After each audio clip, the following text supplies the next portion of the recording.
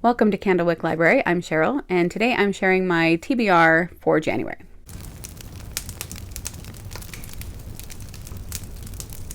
In January, I'm a co-host with Anne at In Search of Wonder, Jen at Jen's Reading Life, Jeanette at Jane Reads, and Kelly at Kelly Reads a Lot with doing the Epistolary January. And this is where you read books that are all or mostly or partly epistolary novels. We have one book that it's a group read. This is called Wired Love, a romance of dots and dashes. This is a really funny copy I got on Amazon. It looks terrible and it's huge, but I was glad to be able to get one because I do listen to audiobooks occasionally, but not as often, and I never read ebooks.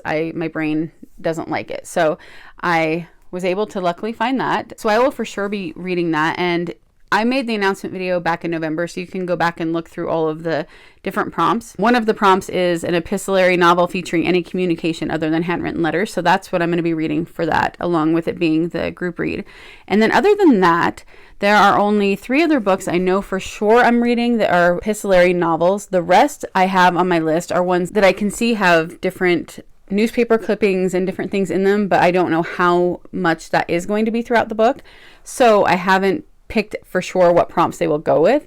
But I am going to be reading a reread, Authentically Izzy by Pepper Basham. I really wanted to reread this one again. I have wanted to for a while. So I'm going to be using that for an epistolary romance. Then, I don't have it in here with me.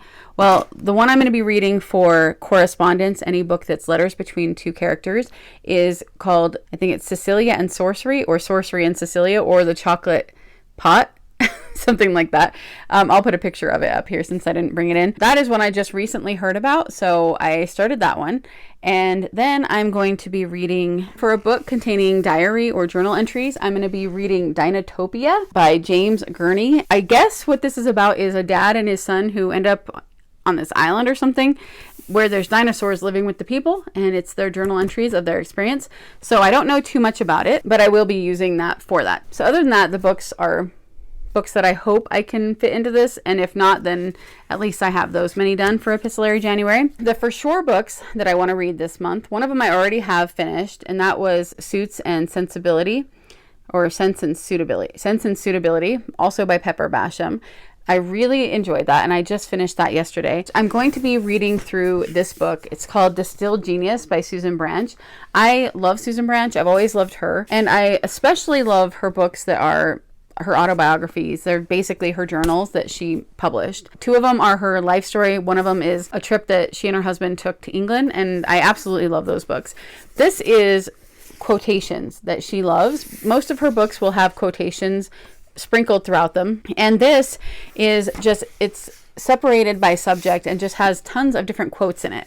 So I'm planning on reading through that during the whole month of January. For my Michael Crichton project, I am going to start with Next, and this I did notice it looked like it had a lot of maybe emails or science reports or something in it. Like as I was flipping through it, I could see that there were different things in there, so I'm hoping that will work. Those are the for sures, but I also did decide another for sure earlier today, and that is Jurassic Park. So I'm going to be reading that as well. That might also have some things in it like that. And then if I've read all of those, then I have some more possibilities that I'm hoping to get to that, like I said, when I flip through it, I could see certain things, letters here and there. And so I'm hoping that they would fit into the prompts if I get to them. I might not get to them. The Curious Inheritance of Blakely House by Joanna Davidson Politano. I have had this on my TBR cart for 3 months now and have not read it yet.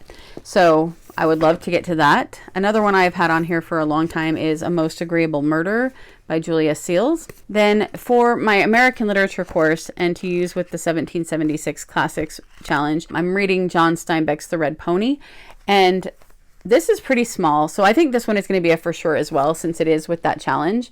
So I hope I can get to that one. A couple of other ones that I would really like to get to are The Winterton Deception, Book 2, Fault Lines. This is by Janet Sumner Johnson.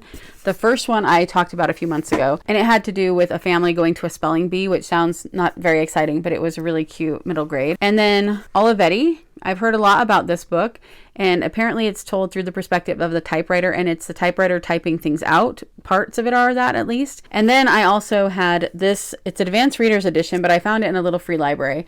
It's called An Inconvenient Letter by Julie Wright, and it doesn't look like it's epistolary, but the fact that it's about a letter, I thought might be an interesting thing to read in January. So I'm pretty sure I am not going to get to all of those, but those are the for sure books I'm going to read, and then the possibilities. So far, the book I read was great, and the one I'm reading right now I think is pretty good so far. So I think that I've picked out some really good rereads and some really good new to me books. Jurassic Park, if I do reread this, which I am planning on right now, this would be also for my Jurassic challenge of rereading a favorite book or reading something by a favorite author. I will get more into why I think I'm going to reread that one this month in the Jurassic challenge, the next video for that.